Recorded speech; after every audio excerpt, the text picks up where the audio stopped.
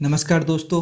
आज इस वीडियो में हम कुछ केमिकल काइनेटिक्स के जो इम्पोर्टेंट फार्मूले हैं ना उस पर डिस्कस करने वाले हैं। तो ये जो फार्मूले हैं ये हर बार कोई भी कंपटीशन एग्जाम हो या बोर्ड का एग्जाम हो उसमें बार बार पूछे जाते हैं। यानी केमिकल काइनेटिक्स से जो भी न्यूमेरिकल बनते हैं वो इन्हीं फार्मूले से बनते हैं।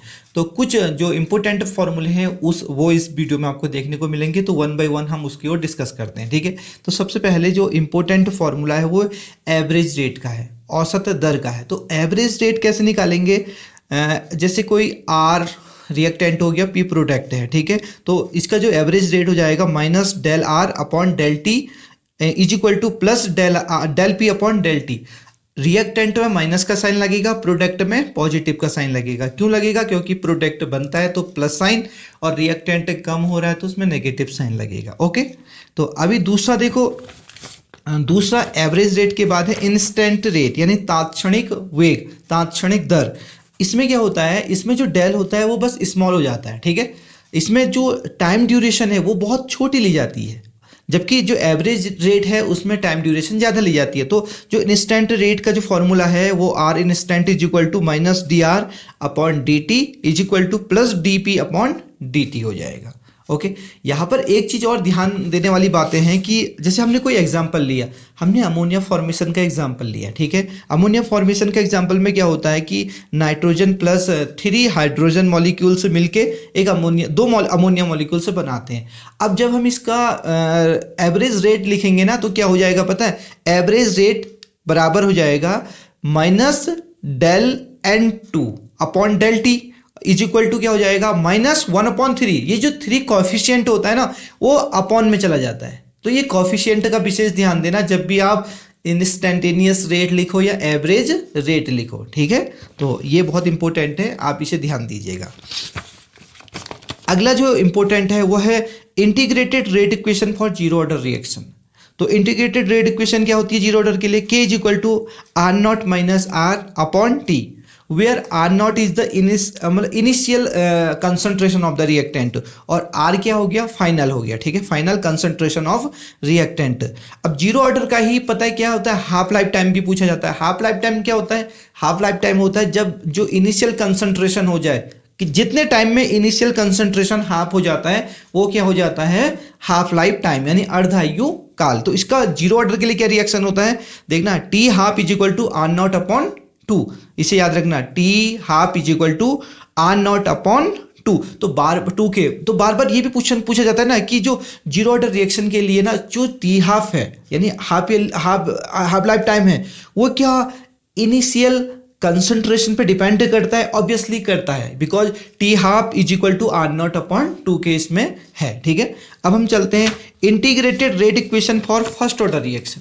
तो फर्स्ट ऑर्डर रिएक्शन के लिए हमें पता ही है, बहुत इंपॉर्टेंट है और ये बहुत चर्चित भी है, फेमस भी है। K is equal to 2.303 upon T log R naught upon R, और where R naught is the initial concentration of reactant और R is the final concentration, keep in mind. Okay, और अब फर्स्ट ऑर्डर के लिए half life time क्या हो जाएगा? T half is equal to 0.693 upon K हो जाएगा। अब देखो यहाँ पर जो फर्स्ट ऑर्डर के लिए हाफ लाइफ टाइम है ना वो इनिशियल कंसंट्रेशन पे डिपेंड नहीं कर रहा है, बिकॉज इसमें आर नॉट कहीं पर नहीं आ रहा है। T half is equal to 0.693 upon K आ रहा है, ठीक है। K is the rate constant. अब बात करते हैं जो बहुत इंपॉर्टेंट है, टी हाफ का ही फॉर्मूला है। T half is equal to the power n minus 1 minus 1 upon n minus 1 into K, और फिर देखो 1 upon R not to the power n minus 1। अब यहाँ पर जो 1 upon R to the R not की पावर n माइनस 1 है ना, ये बहुत इंपॉर्टेंट है, ठीक है। तो अब हम जैसे कि हाफ लाइफ है, n की जगह पे जैसे हमने जीरो ऑर्डर के लिए निकालना है तो हम n की जगह पे 0 रखेंगे तो हमें वैल्यू मिल जाएगी। ओके, अगर n की जगह पे 1 रखेंगे यानी ये टी हाफ और ये जो इक्वेशन है टी हाफ और आर नॉट जो इनिशियल कंसंट्रेशन है उन दोनों का रिलेशन बताता है order by order. Zero order के लिए, फर्स्ट ऑर्डर के लिए, सेकेंड ऑर्डर के लिए किसका रिलेशन? टी हाफ और आर नॉट का रिलेशन। ये इक्वेशन बहुत इंपॉर्टेंट है, ठीक है, इसे ध्यान में रखना। इसका आगे का पोर्शन अगर याद ना भी करो तो पीछे का पोर्शन जरूर याद करना है। कौन है पीछे का portion? 1 upon R not to the power n minus 1। Okay, अब चलते हैं हम टेम्परेचर कॉफिशिएंट में। टेम्परेचर कॉफिशिएंट क्या था कि हमने क्या किया, आर्नियस का स्टेटमेंट था कि अगर किसी भी रिएक्शन का आप 10 डिग्री इंक्रीज कर देते हैं, 10 डिग्री सेल्सियस क्या करते हैं आप, इंक्रीज करते हैं टेम्परेचर, तो उसका जो रेट ऑफ रिएक्शन है ना वो डबल हो जाता है। रेट ऑफ रिएक्शन क्या हो जाता है, डबल हो जाता है। तो यहाँ पर temperature coefficient is equal to KT + 10 upon KT। तो हम क्या करेंगे, जैसे कि हमने के रेट कांस्टेंट 35 डिग्री सेल्सियस में निकाला, अपॉन क्या करेंगे के 25 डिग्री सेल्सियस में, तो दोनों को डिवाइड कर देंगे तो टेम्परेचर कॉफिशिएंट निकल के जाता है। यहाँ पर एक चीज़ और ध्यान देने वाली बात होती है, सपोज आर्नियस ने बोला है कि अगर 10 डिग्री सेल्सियस आप इंक्रीज करते हैं तो क्या हो जाता है, डबल हो जाता है रिएक्शन। तो मैं पूछता हूँ कि अगर किसी भी रिएक्शन का टेम्परेचर 20 डिग्री बढ़ा दिया जाए, कितना बढ़ाया जाए, 20 डिग्री, तो बताओ रेट ऑफ रिएक्शन कितना होगा, कि डबल होगा, कैसा होगा।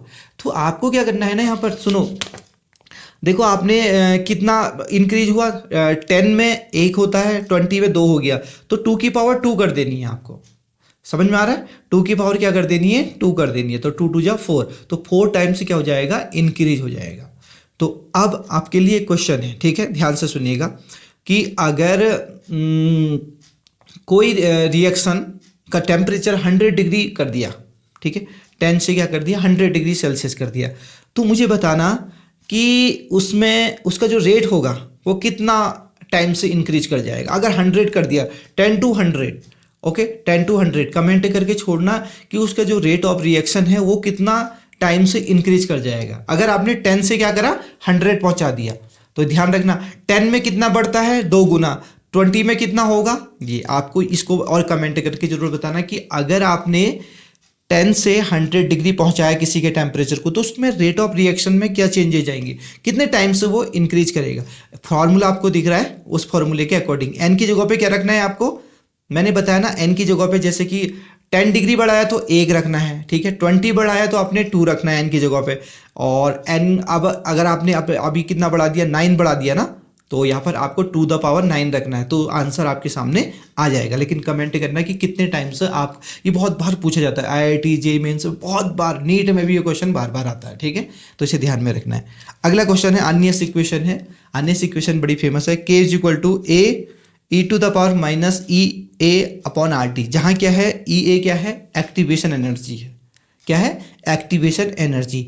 अब ये जो कैटेलिस्ट होता है ना, एक बार क्वेश्चन पूछा जाता है कि ये कैटेलिस्ट करते क्या है, हमें पता है ना, कैटेलिस्ट अगर किसी रिएक्शन में डालते हैं तो वो रेट ऑफ रिएक्शन बढ़ा देते हैं, अभिक्रिया की स्पीड बढ़ा देते हैं। ऐसा क्या करते होंगे कि वो स्पीड बढ़ जाती होगी, वो क्या करते हैं पता है, EA, ये जो एक्टिवेशन एनर्जी है ना, इसको क्या कर देते हैं, कम कर देते हैं। कीप इन माइंड, ध्यान रखना, एक्टिवेशन एनर्जी अगर किसी रिएक्शन की कम हो जाती है ना, तो उसकी रेट ऑफ रिएक्शन, उसकी स्पीड यानी अभिक्रिया की दर वो बढ़ जाती है।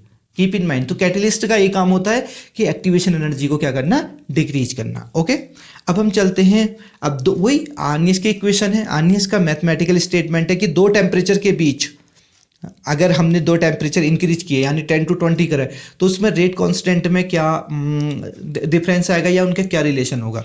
तो इसका फॉर्मूला है log K2 upon K1 = EA upon 2.303 R and bracket में 1/T1 - 1/T2 ब्रैकेट ऑफ। ये फॉर्मूला भी बहुत इंपॉर्टेंट है, बहुत बार इसमें क्वेश्चन देखे गए हैं, ठीक है। एट लास्ट बहुत बार क्वेश्चन पूछा जाता है कि रेट कांस्टेंट लाइक अ K, रेट कांस्टेंट क्या होता है, K होता है। इसमें इसका जैसे 0 ऑर्डर के लिए क्या यूनिट होगी रेट कांस्टेंट की, फर्स्ट ऑर्डर के लिए रेट कांस्टेंट की क्या यूनिट होगी, तो इसके लिए एक फॉर्मूला होता है। तो फॉर्मूला क्या है, unit of the rate constant is equal to mole to the power 1 - n, mole to the power 1 - n, L to the power n - 1 and second inverse. समझ में आ गया। अब यहां पर क्या करोगे, n, अगर आपको ऑर्डर किसके लिए निकालना है, 0 ऑर्डर के लिए, तो n की जगह पे 0 रख दो, तो आपके लिए जो k की यूनिट आपको आ जाएगी। k क्या है, वेग स्थिरांक या रेट कांस्टेंट, और अगर आपको n की वैल्यू 1 रखेंगे यानी फर्स्ट ऑर्डर, तो फर्स्ट ऑर्डर के लिए यूनिट आ जाएगी। यूनिट से भी बार बार क्वेश्चन आते हैं। तो ये जो 10 जो फॉर्मूले थे, ठीक है, ये बहुत इंपॉर्टेंट है, ठीक है। अगर आपने इनको समेट लिया ना, तो केमिकल काइनेटिक्स बहुत इजी हो जाएगी आपके लिए, उसके न्यूमेरिकल बहुत आसानी से आपसे सॉल्व हो जाएंगे। तो दोस्तों कैसी लगी वीडियो जरूर बताइएगा, कोई भी क्वेरीज हो केमिकल काइनेटिक्स के अबाउट तो प्लीज़ कमेंट छोड़िएगा। ओके, तो मिलता हूँ नेक्स्ट वीडियो में कोई नई टॉपिक के साथ, तब तक के लिए नमस्कार।